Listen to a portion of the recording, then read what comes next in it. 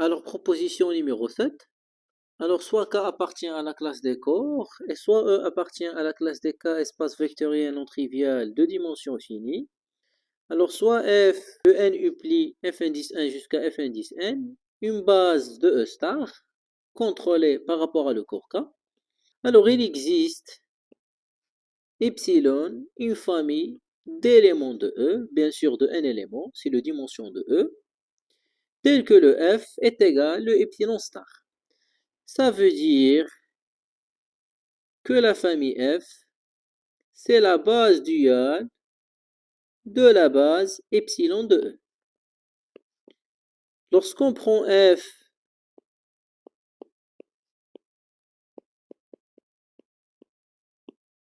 une famille de n éléments qui est une base de E star, alors forcément, il existe E indice 1 jusqu'à E indice n, une base de E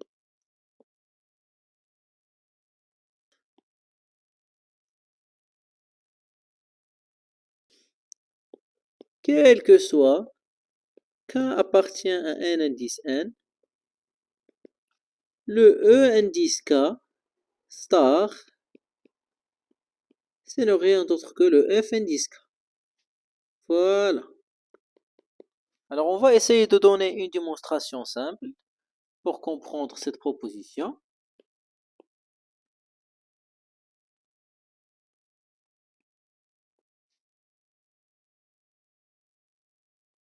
Alors, on considère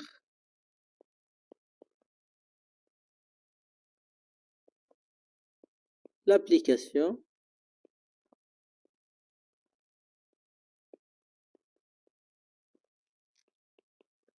K linéaire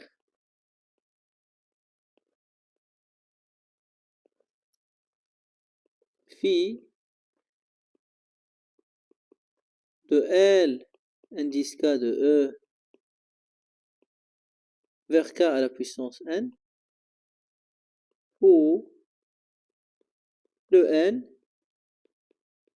c'est la dimension de E par rapport à K qui est, et bien sûr, l'application phi, c'est l'application qui va de E vers le K à la puissance n qui est associé vers le F indice I évalué en X.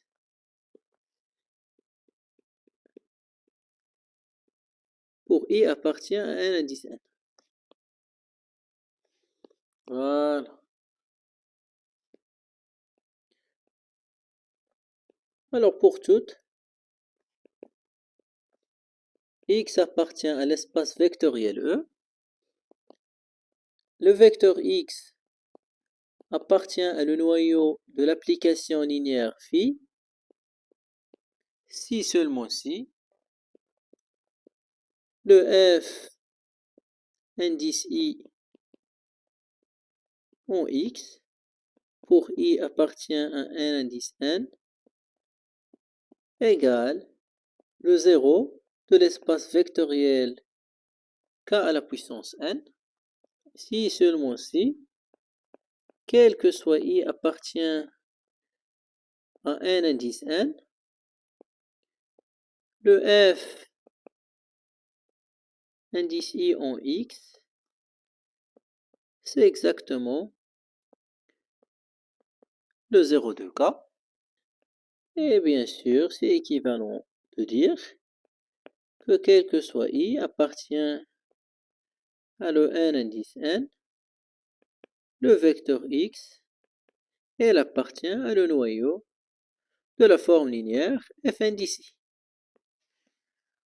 Et bien sûr, c'est équivalent à dire que le X, elle appartient à l'intersection des noyaux des FI pour I appartient à un indice n. Or, quel que soit J appartient à un indice n, le quart de f indice I, ce n'est rien d'autre que l'orthogonale de la forme linéaire f indice I. Et donc, l'intersection sur les I qui appartient à un indice n et le quart de f indice I, ce n'est rien d'autre que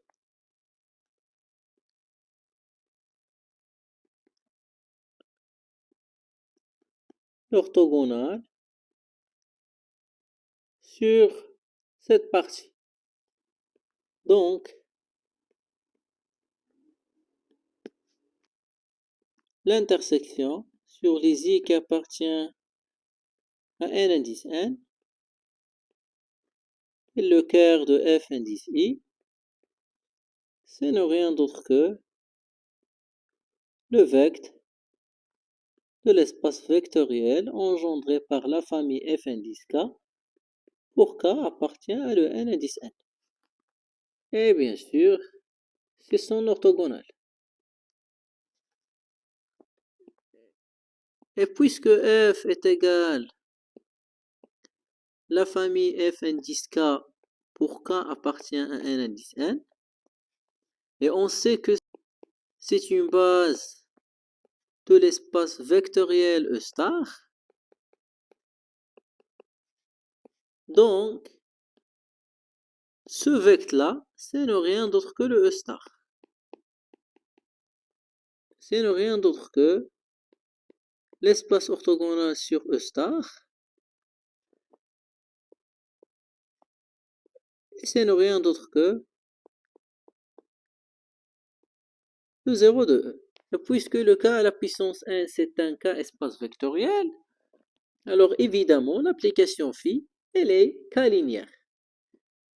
Donc,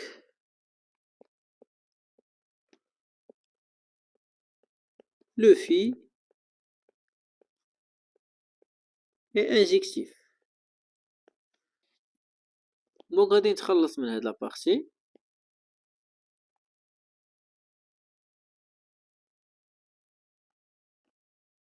كما تلاحظوا, le dimension par rapport à k de l'espace vectoriel E, c'est le dimension de l'espace vectoriel k à la puissance n par rapport à k, et le phi est une application injective. Ceci implique que l'image de phi, c'est exactement k à la puissance n.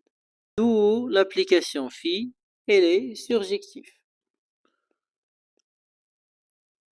Alors, soit lambda indice 1 jusqu'à lambda indice n appartient à k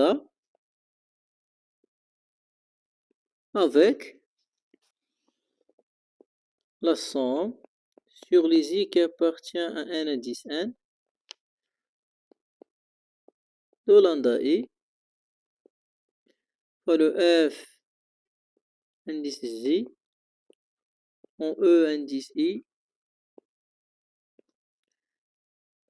bien sûr pour J appartient à un indice n égale le 0 de k à la puissance n. Donc je vais continuer ici.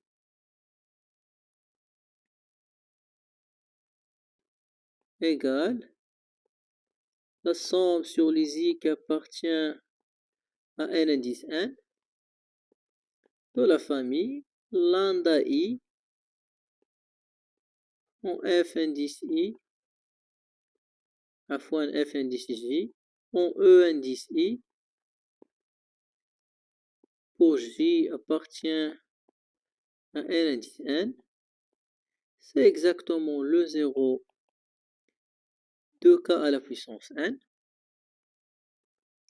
égale à encore la somme sur les i qui appartient à un indice n, la famille de f indice j en lambda i fois ei,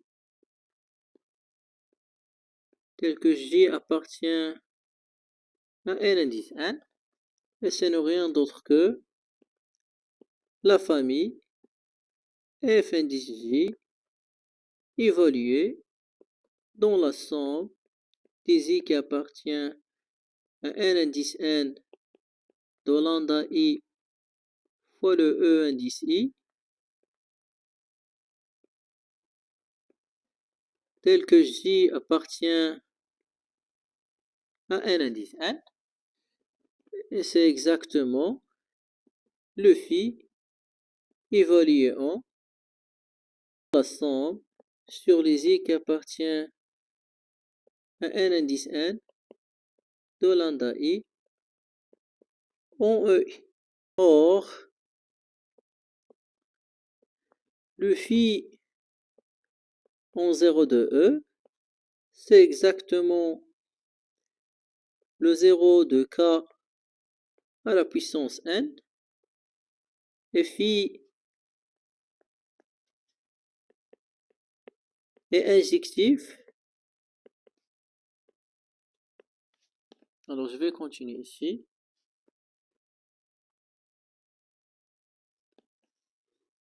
Alors,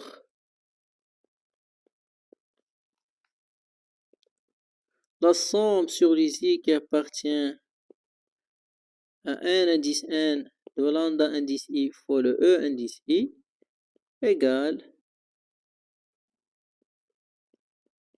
le 0 de e. Donc, quel que soit i appartient à un indice n, le lambda indice i, c'est le 0 de k, car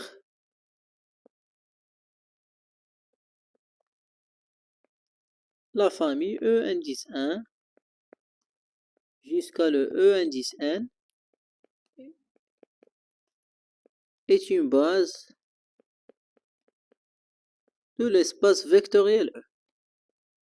غادي نكمل هنا.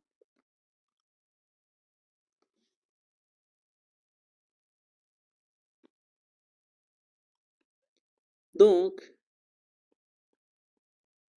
la famille, le phi en E indice I, tel que I appartient à n indice n, est une base de l'espace vectoriel k à la puissance n. Car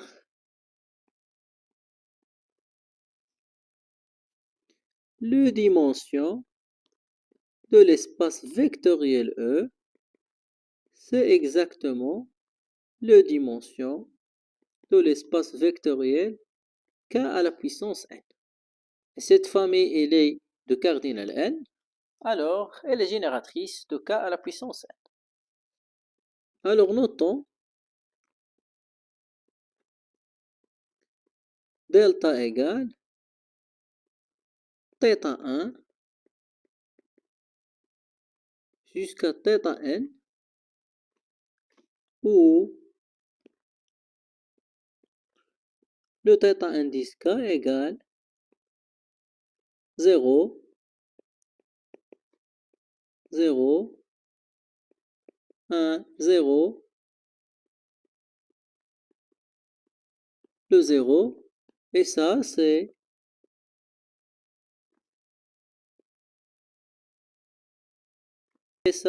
dans la kème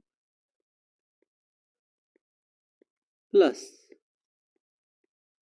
Donc ça c'est la base canonique de l'espace vectoriel k à la puissance n. La famille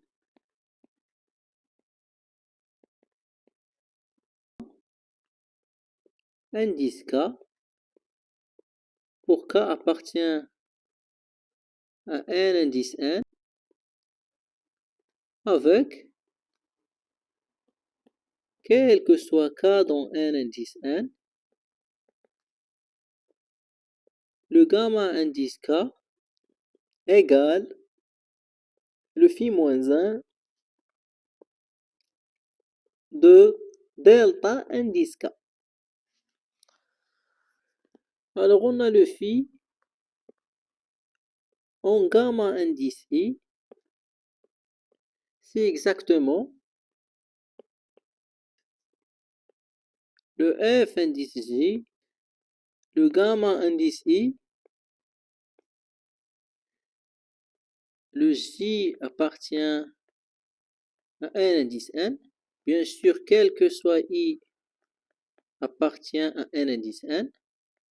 Alors c'est exactement d'après la définition de la famille gamma indice K pour K décrit le n indice n. C'est le delta indice I.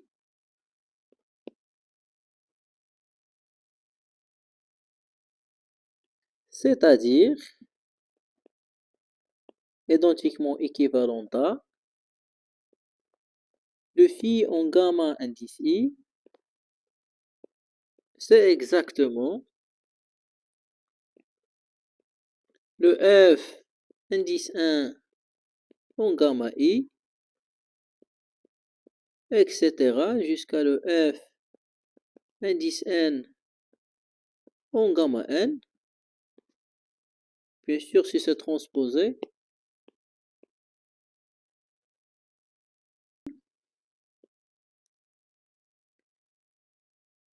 je vais considérer le F indice I en gamma indice I. Donc ça, c'est rien d'autre que le 0 de K, etc., etc. Et pour la ième place, c'est le 1 de K, etc., etc. Et pour ça, c'est le 0 de K. D'où, كما تلاحظوا, le F indice I en gamma indice J, ce n'est rien d'autre que le symbole de Kronecker en I. Et voilà. Alors إلى هنا ينتهي الفيديو ونلتقي في الفيديو القادم إن شاء الله.